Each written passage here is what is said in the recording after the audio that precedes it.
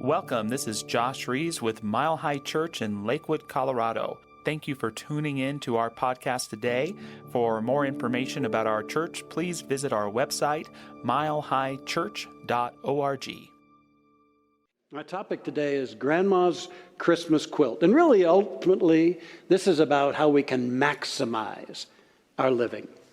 So in the late 70s, at a family Christmas celebration, my grandmother on my dad's side, Grandma Teel, Mary Teel, presented me with a large box, and I opened it, and it was a quilt that she had made by hand. And she told me she was making a quilt for all of her grandchildren, and I was the first to get one. And I was struck by its beauty, and I just couldn't imagine how anybody could do this. And at the time that she put into it. So at the time I was a bachelor, I didn't quite know what to do with it, but I brought it home, and I got one of those plastic bags that zip up, you get a pillow in or a blanket in, and I put it in there and zipped it up and put it on a high shelf, and all's well. Until later on, Erica and I were married, and she came across this. She said, "What's that?" And I took it down and said, "My grandmother made that quilt and gave it to me at Christmas time." And she opened it up and looked at it, and she said, "This is beautiful. Let's take it out and use it." Radical idea. And I thought, well, yeah, so we did. We did. And I've remembered that moment, an impactful moment, many of the ways that Erica's impacted my life for good. An impactful moment, and it encourages me to ask you, what might in your life or in yourself be held back, restricted, stored away, and not in expression in your life? Because you see, the really great things in life are meant to be and made to be active, in circulation, expressing in this life. And so all too often, we take things we deem to be precious and we hide them away. Some of that's okay, but I think we go overboard. Maybe it's as a hedge against our fear of loss. Or maybe it's to seemingly deny the inevitable action of change and deterioration of everything in the material and worldly dimension. Or maybe it's trying to maintain the illusion that we can keep something forever or keep it in perfect shape. And I often wonder, if is anything that is unexpressed or unutilized really perfect? Is it really perfect? Isn't the greater loss the loss of enjoyment of whatever it might be, of purposes unfulfilled? Purposes unfulfilled. So perhaps we only have what we activate and express, what we share, and what we give away. Maybe that's the only thing we really have. Everything else is superfluous. I mean, who said that the great high purpose of our being on this planet is to create the most illustrious life museum we can? We're not here to museumize our lives. We're here to maximize our life. So where are you museumizing? That's a word I've just created, by the way. And not fully maximizing in your life. Love the legend of the miser who hid his gold. He dug a hole at the base of a tree in his garden, and he put his gold in the hole, and he covered it up. And every week he would come and he'd unearth the gold, and he'd just stare adoringly. Then he'd bury it again. Well, a thief stole into the garden one night, dug up the gold and made off with it. And the next time the miser came to look at his gold, he dug it up. There was nothing. It was just an empty hole. And he let out this loud howl, so much that the neighbors were concerned. They ran out to see what was the matter. And he told them. And one of the neighbors asked, "Well, did you use any of the gold?" And the miser said, "No." Well, and the neighbor said, "Well, then nothing has changed. For all the good the gold did for you, you might as well just keep coming here and looking at the empty hole." So it's about, are we expressing, bringing out of mothballs greater elements of ourselves and of all that we have to enjoy and to express in this life. And it's not just about the things that we hold to be too dear to bring out into the light of day. It's also about the gift, the incredible gift every one of us is. The incredible gift we are, and the unique, multifaceted gifts that every one of us represent. It's about bringing those forth more and more, giving them into life, not holding back. Robert Fulghum, an author I've dearly loved, he writes about how he one Christmas wanted to give his wife a cuckoo clock. So he bought one unassembled. And he spent hours and hours and hours trying to assemble this clock until he got so frustrated, he said that he smashed and killed the cuckoo bird. And then he kind of took stock of himself and he put it all in a box and he gave it to his wife anyway. And they had a great laugh with it. And he writes about that. He says that he kept something from that Christmas. He says, it's the memory of the Christmas message written on the packing carton. It said, some assembly required. Lesson, to assemble the best that is within you and give it away. Out of storage and into expression. Out of storage and into expression. See, this shopping, sometimes we shop so feverishly at this time and forget that some of the most meaningful gifts are the imparting of ourselves to those we love and to the world. Khalil Gibran in The Prophet writes, you give but little when you give of your possessions. It is when you give of yourself that you truly, truly give. Shopping. I've never been much into that. I put it in the same category as landscaping, things that I would rather never have to do in my life. I'm reminded of the two guys who decided that instead of going shopping, Christmas shopping with their wives, they would go sailing. So they were out in their boat and they were enjoying it, and a storm came up. And they were having a hard time directing the boat, and the currents and the winds drove them into a sandbar, and the boat became grounded. So both of them jumped out, and they were trying to push the boat into the deeper waters again. And one of the guys, he was knee deep in mud, and the waves were slapping him against the boat, and the wind was rifling through his hair. And at one point he looked up and grinned at his buddy and he said, sure beats Christmas shopping, doesn't it? And I kind of align with that.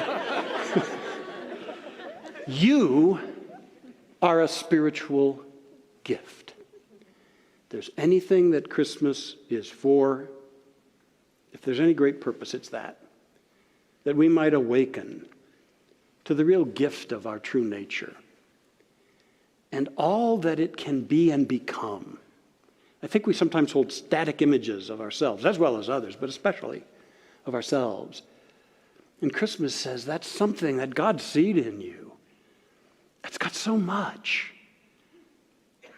Open to it. Trust it. In the years I've worked with thousands of individuals, I've often seen that the most common baseline challenge is not trusting oneself, born of lack of a sense of self-worth. Not trusting oneself. Christmas is a time to say, how could in the coming year I explore more of myself? Beyond my habits, my routines, my comings and goings, the way I've always done things, but how could I explore and activate more of myself and then give it away? What if I got out of the way of the divine intent to express my spiritual magnificence? My spiritual magnificence. And you know, the thing about us that we often hold to be too precious, too fragile, too vulnerable to inject into our living is our hearts. The very thing that actually is the key to our greatness, but so very often we hide our hearts away. We protect them, we cover them. We hold them back in defense or in self-protection. And I know in my early years in life I did too much of that. But it's a glorious moment when we realize that the very greatest thing that we have and gift that we may impart is our heart. It is great and wise and powerful beyond measure, far wiser than our intellectual mind. It's designed to be the leader of our lives, not the follower, not an occasional thing, but the leader of our lives. And what if we allowed that to happen? What if we brought that out of storage or out of a protected hiding spot and lived our hearts full out? So that's my message for you today, the good of life for you. Out of storage and into expression. Your spirit out of storage and into expression. Your heart out of storage and into expression. So 3 steps for an even richer life for you. First of all, rededicate your gifts. Trust your gifts. Explore your gifts. Expand upon your gifts and rededicate them to the good of your life. And to the gifting, to all of life. I think it was Howard Thurman that says what the world needs now are people who've owned who they really are and are fully alive and are living that life. So to rededicate to your gifts and to trust those and give them as your gift to life. You are a spiritual gift. If you'll own that and trust that, it'll happen. It'll start to flow. In 1988, Erica and I were privileged to start a friendship with the wonderful singer and songwriter John Denver. And we had planned our honeymoon to be in Aspen the week after our wedding. And we did that. And when John found out about that, he asked if we'd stay longer and if I would officiate at his wedding to his second wife, Cassandra Delaney. And so we lovingly agreed. And when we met with him to go over the ceremony, I asked, are you going to sing at your wedding? And he said, I've thought about that and decided not to because I just want to be fully present. But I have invited a wonderful friend, James Galway, and I want you to let him play the flute. The acclaimed flautist, got a picture here of him, Sir James Galway, a miraculous flute player. And so he was there and he played. I was only then later to find out about the path of overcoming that Galway experienced. You see, after a concert in Switzerland, he was walking with a group of his friends to a restaurant near the concert hall, and they heard a motorcycle roaring up behind them, and the group tried to move over out of the way, but they weren't quick enough, and the motorcycle just rammed right through the group. It injured 3 people, including Galway. He ended up in the hospital with 2 broken legs and a broken arm. And then the knitting of the bones together didn't go well. And he spent many, many months in that hospital. He was then in a wheelchair for a long time. It was a long time before he could perform again. And life deals us with some interesting experiences. For him, he took the reins of that and asked, what's the gift here? And how can I make good of this? And I love the realization that he came to as he wrote about this experience. He said, I decided that henceforward I would play every concert, cut every record, give every performance as if it were my last. The important thing is to make sure that every time I play the flute, my performance will be as near perfection as God intended, and I shall not be remembered for a shoddy performance. Now, I just feel like there's a lot of heart in that. It's not perfectionism. It's just like, I love this gift.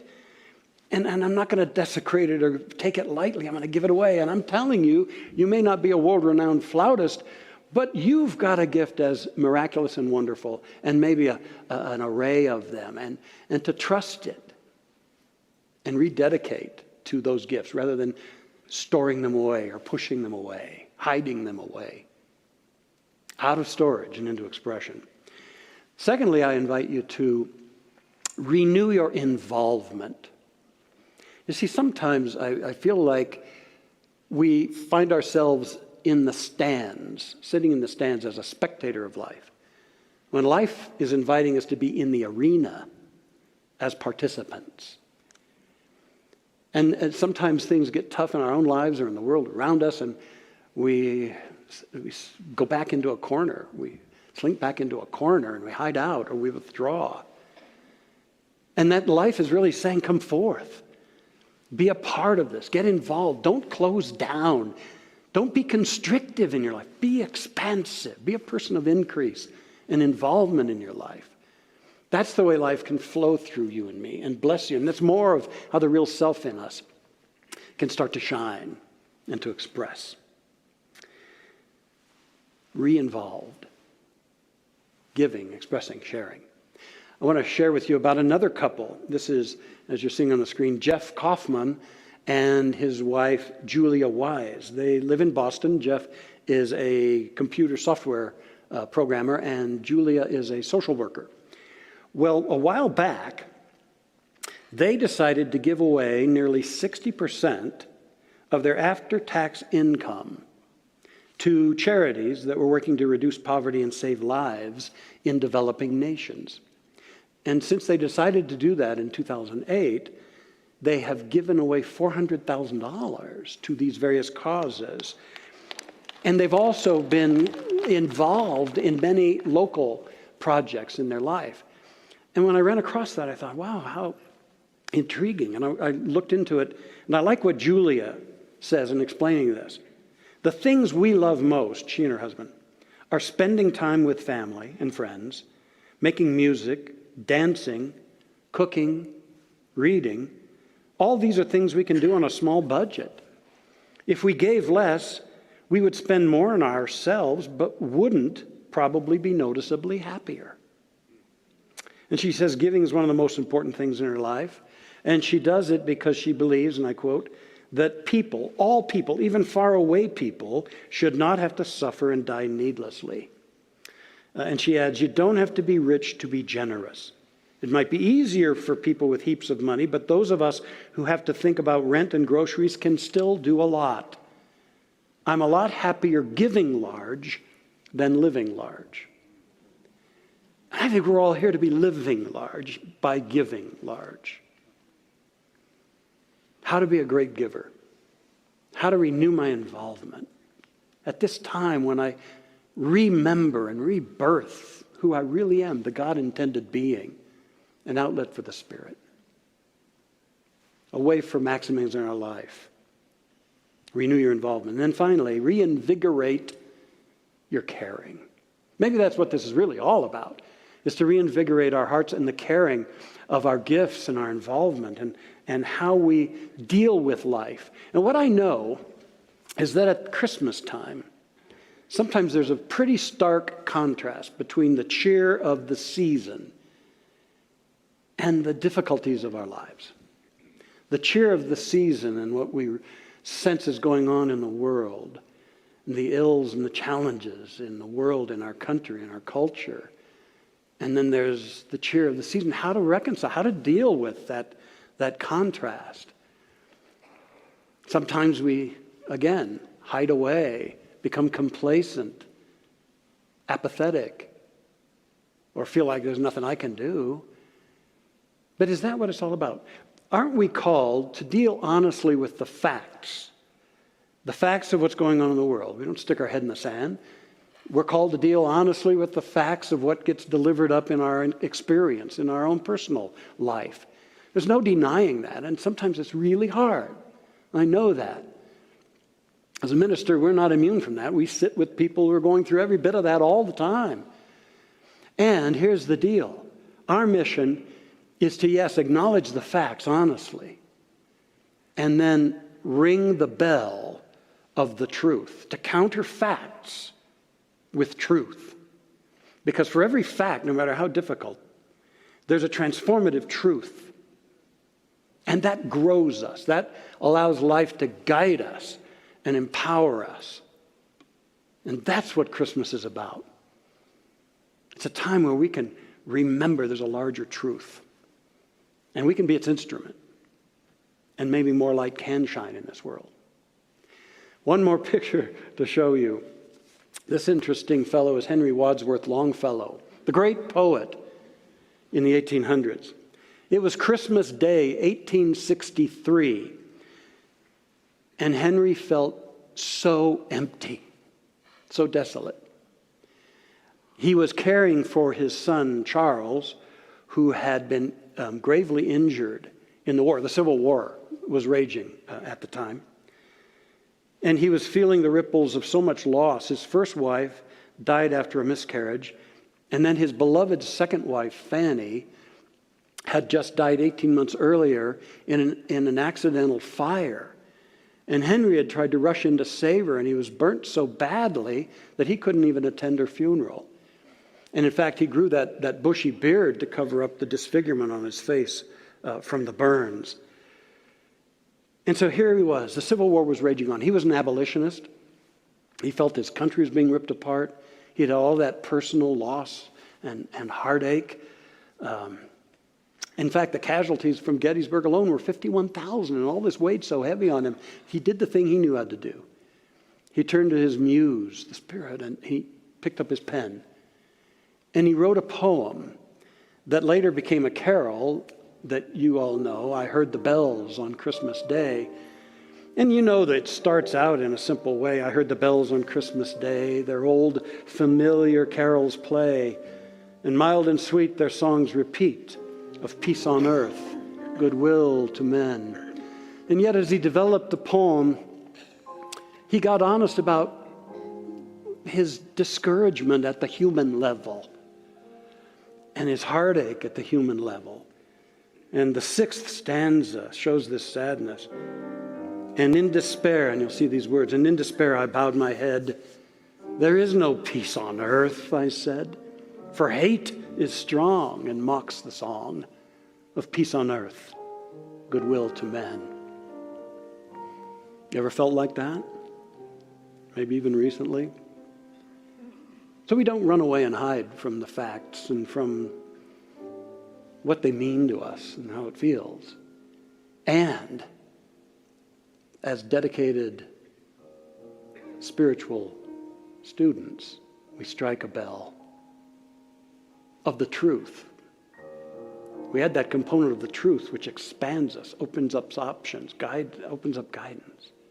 And that's what he did in the last stanza. He writes, and in despair, last stanza he said, then rang the bells more loud and deep, more loud and deep. God is not dead, nor doth he sleep. The wrong shall fail, the right prevail, with peace on earth, goodwill to men.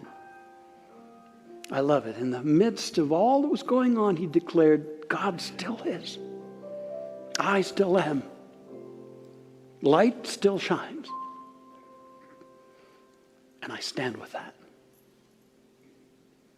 And that's what we get to do as we reinvigorate our caring for the truth that so far transcends the facts of our life, of life itself.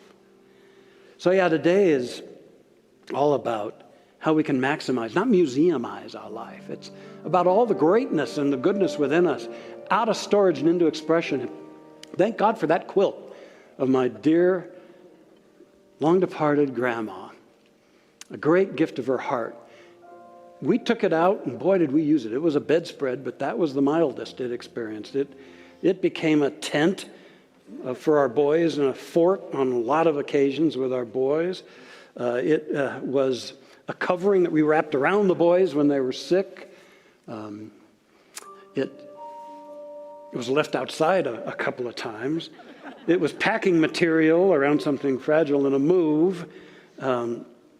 It was a temporary wall hung in a basement soon to be finished to separate two bickering teens. And after many, many, many years, it was worn and torn and stained, but more beautiful than ever in my mind because it had been involved in our lives. And it was beautiful. So, give your gifts. Open your heart. Get involved. Care. And see what births itself within you this Christmas time. Let's have a prayer.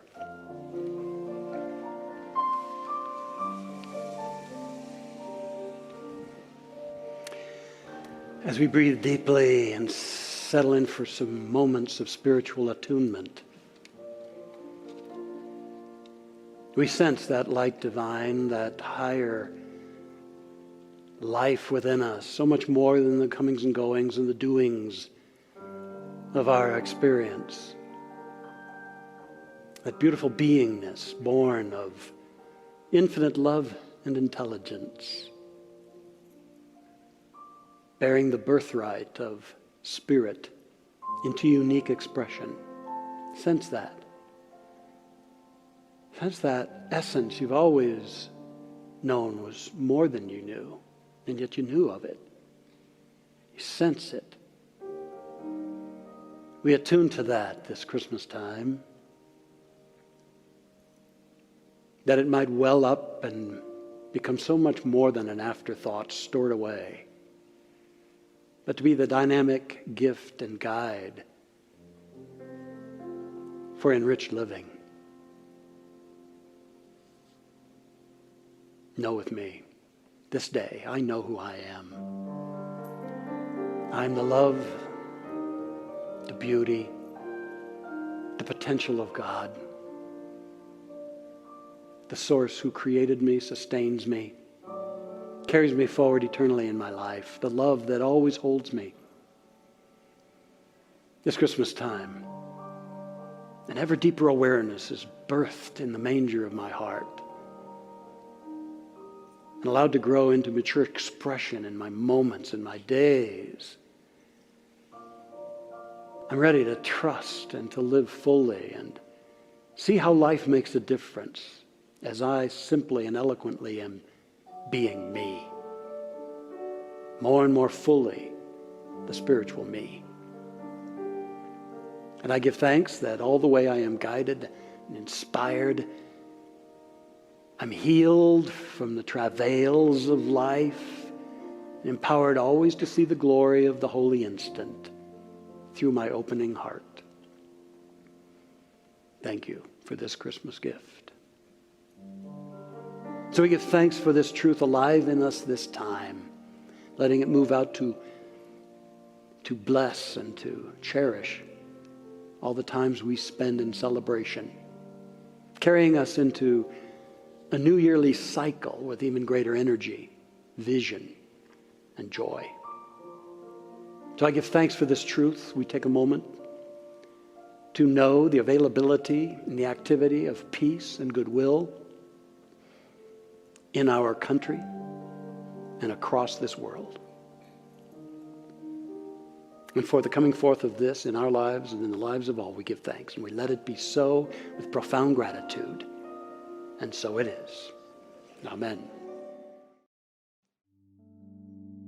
Thanks for listening to the Mile High Church podcast. This podcast is made possible by the generous contributions from listeners like you. To make a donation, please visit milehighchurch.org.